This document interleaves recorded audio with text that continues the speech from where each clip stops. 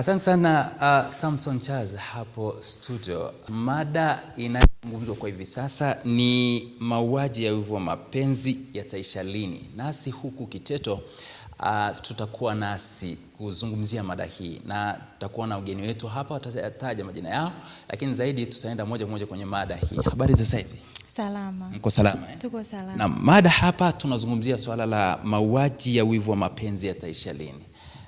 Tukianza na jina lako, hebu tuambie, wewe unadhani mauaji dhidi ya mapenzi yataisha lini? Asante ndugu mtangazaji. Kwa majina naitwa Loveness Kesi, ni mkazi wa Kiteto mkoani Manyara. Kwenye swala la mauaji dhidi ya wivu wa mapenzi, tunaweza tukasema kwamba yatapungua na yataisha kabisa endapo tutaweza kujua vile vyanzo vya wivu wa mapenzi ni nini, ama chanzo cha mauaji kwa ajili ya mapenzi ni nini, na tuweze kuvigeuza sasa kwamba tujue chanzo na kukitatua ndicho kinapelekea mauaji yakapungua na ama kuisha kabisa. Asante sana. Labda wewe kwa kuanza tu na majina yako, wewe unadhani chanzo cha wivu wa mapenzi nini? Asante. Kwa jina naitwa Josephina Korea. Chanzo cha mauaji ya wivu wa mapenzi, cha kwanza kabisa ni kutokuaminiana. Wale wapenzi wanapokuwa kwamba hakuna uaminifu pale, wivu unaongezeka. Kwa hiyo wivu unapoongezeka, mtu maana hamwamini mwenzake. Baadaye labda kama atamkuta mwenzake na mahusiano na mtu fulani, kwa hiyo anaweza akachukua maamuzi mabaya, kama kuweza kumuua, kumpiga na kumjeruhi. Kwa hiyo hapo cha kwanza kabisa ni kutokuaminiana, hakuna uaminifu kwenye mapenzi. Pia swala lingine ni kwamba kama kuna wivu wa mapenzi, afya ya akili pia itakuwa sio nzuri. Maana tunajua kwamba mtu anapokuwa na wivu, kuna muda anakuwa afikiri vizuri, anaweza akafanya mambo yasiyofaa. Kwa hiyo ile tunasema kwamba hatakuwa na afya nzuri ya akili. Na hilo, kama mtu hana afya nzuri ya akili, anafanya maamuzi yasiyokuwa sahihi. Anafanya maamuzi yasiyokuwa sahihi. Hivi wivu wa mapenzi unazuilika? Kwa majina anaitwa Sufyan Muhammad. Wivu wa mapenzi kiukweli, kiuhalisia hauzuiliki. Hili ni kama janga la dunia. Wivu wa mapenzi una visababishi vingi sana kiasi kwamba watu wanavuka mipaka. Mtu wivu kisha kuzidi, unaweza ukafanya jambo lolote ambalo unajisikia. Kiukweli, kuhusiana na kuzuia wivu wa mapenzi sio overnight process, sio tukio la siku moja kusema tutaweza. Koko, wewe unadhani nini kinachopelekea wivu wa mapenzi?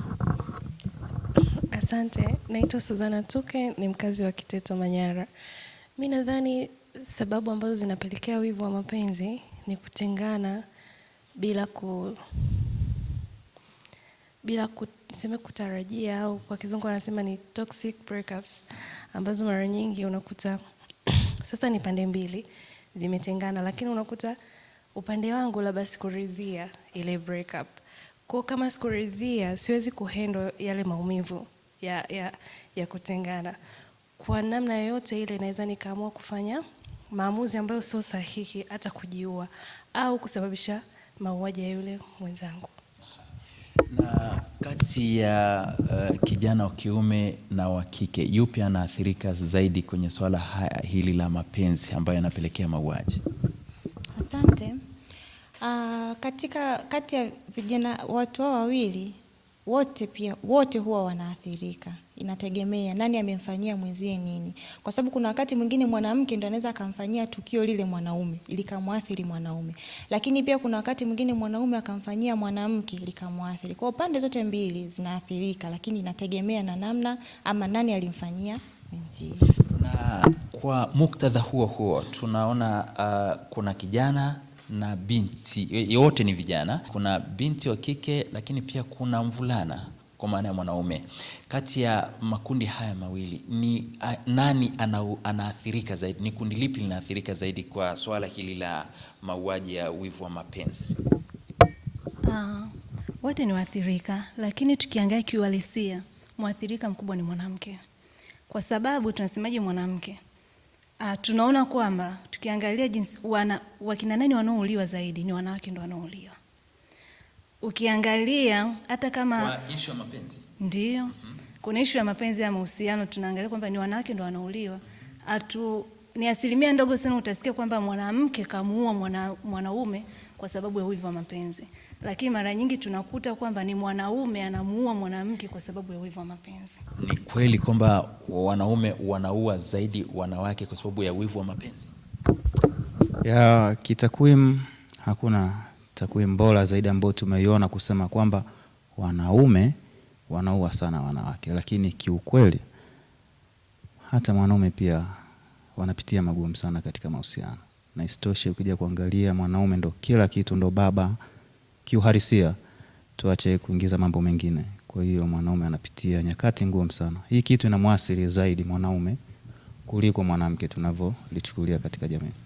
Na tunajaribu kuangalia wanaathirika kwa kiwango kikubwa, na swala la kuua si lazima iwe kwa kubebewa kisu au panga. Kuna mauaji ya aina nyingi, kuna ukatili, yote haya ni ukatili, lakini kwa kwa muktadha ule wa kuuliwa, mtu kuuawa, mwanamke na mwanaume yupi anaathirika kwa kiwango kikubwa, hasa ikiwezekana kwa kupoteza maisha, lakini pia hata kupata haya magonjwa yanayopelekea mtu akapoteza maisha? Mimi nadhani kwa kutokana na tamaduni zetu sio rahisi ukute mwanamke anapigana na mwanaume au kumuua. Inatokea, ni kesi ambazo zipo, lakini sio kwa ukubwa huo. Lakini mara nyingi hata kwenye habari utasikia mwanaume amemuua mwanamke kwa sababu labda mapenzi na nini. Kwa hiyo mimi nadhani waathirika wakubwa ni wanawake, ndio wanaathirika sana na ndio wanaouawa zaidi, hata tukiangalia katika takwimu ambazo zimekuwa zikiripotiwa hivi karibuni. Kuna eneo moja wanasema kwamba wanawake wengi ni wajane, hakuna wagane. Eneo hilo lina wajane wengi zaidi kuliko wagane. Na hii unaweza ukakubaliana na mimi kwamba huenda inasababishwa labda na wivu wa mapenzi, kwamba labda eneo hilo kundi moja linaathiri zaidi kundi lingine? Ya tukiangalia katika hali ya kawaida mwanaume kama mwanaume kiukweli anapoingia katika mahusiano mapya, ninatarajia nimkute dada hapa hana mtu, lakini ukweli ni kwamba uchumba wa zamani ndo unaleta haya mambo yote, kuwepo kwa single mother, kuwepo kwa migogoro mikubwa. Kwa hiyo wengi hatuko tayari kwanza kulea mtoto ambaye tumemkuta yuko naye. Kwa hiyo single mother wataendelea kuwepo, na siku hizi vijana wanasema hawawezi kuwa single mother mpaka aone kaburi la yule mtu aliyekuwa naye hapo kitambo. Kwa hiyo hii kitu kiukweli inatuathiri sisi, manake mwanaume kama mwanaume, jumlisha utafutaji, jumlisha stress za nyumbani, jumlisha huyu mtu anakwenda kukutana na mchumba wake wa zamani, mahusiano hayawezi kuwa stable, hayawezi. Simu zinatajwa kuchochea wivu wa mapenzi. Je, hili limekaaje? Ni kweli. Simu ni kitu kimoja hapo ambacho kinachochea wivu wa mapenzi. Kwa sababu tunasema kwa nini simu? Tunajua kwamba mtu unakutana na watu mbalimbali. Kwa mfano labda mwanaume anakutana na mabinti mbalimbali. Kupitia inawezekana yeye hajasaliti kwa kwenda kukutana na yule mtu ana kwa ana, lakini kupitia zile message na zile maongezi anaongea na yule mtu kupitia simu, inawezekana ikawa kisababishi moja hapo yule mtu wake mwingine akazikuta. Pia upande huo, kwa upande wa wanawake, unajua kwamba mwanamke unafuata na vijana wengi, lakini sio wote utaenda kukutana nao ana kwa ana. Sasa kupitia simu, yale maongezi ambayo unafanya na wale watu, huyu unaishi naye akaja akakuta, hapo tayari tunasababisha, cha kwanza utamfanya yule aone wivu, kumbe huyu anafuatwa na watu wengine. Pili, hapo tunasema kwamba atujue huyu aliyekuta hiki atakichukuliaje kwa muda huo. Kwa hiyo yamkini anaweza akampiga yule mtu akamuumiza, au lakini tunaona kwa kisababisha nini? Simu. Tunatokaje hapo? Kwa sababu mwisho siku tunahitaji watu waishi na tusiuane kutokana na swala hili la mapenzi. Tunatokaje hapo? Kwa mimi ninavyoona, cha kwanza tuaminiane. kwamba kama tumeamua kuwa wawili, basi yale ya mwenzako anayofanya yeye achana nayo. Pia lingine ni kwamba kwenye swala la simu, ingependeza zaidi kila mtu awe anashika simu yake. Usipende kuingilia ile privacy ya mwenzako zaidi, kwa sababu pale unavyokifanya kile kitu ndo kinasababisha migongano katika familia. Hili linawezekana la kila mmoja abaki na simu yake?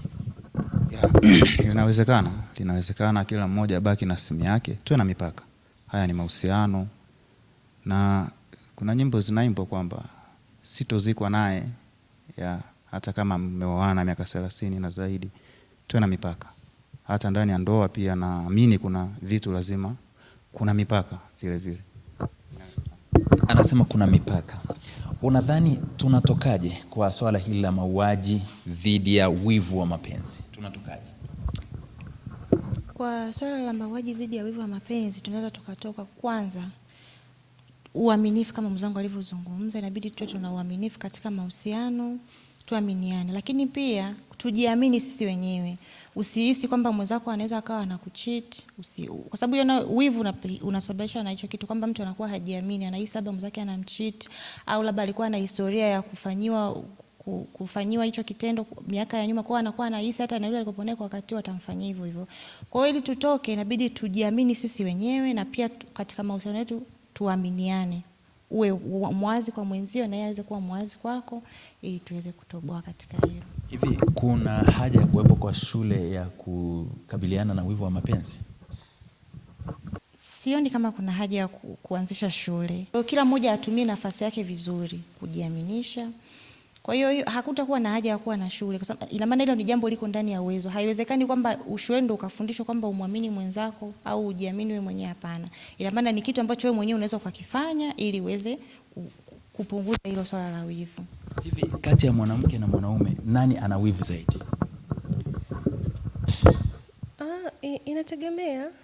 Inategemea. Kuna wanaume wana wivu zaidi na kuna wanawake wana wivu kuliko. Kwa hiyo wivu ni both ways. Afu anasema wivu ni mapenzi. There's no way unaweza ukampenda mtu na usimuone wivu. Lakini sasa ukishapitiliza inakuwa mbaya.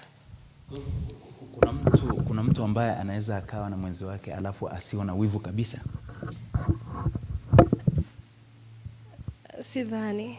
Hata kama atakuwepo nao, hata kama hana, lakini atakuwepo nao. Haiwezekani kutokuwa na wivu. Wivu ni nini? Ni mapenzi. Wivu ni nini? Wivu ni nini? Wivu wivu ni seni mojawapo ya mapenzi. Ili ujue mtu anakupenda lazima kuone wivu. Kwani lazima mtu uwe na wivu? Si lazima. Katika mahusiano si lazima uwe na wivu ndio uwe perfect. Heshima ndio italeta kila kitu.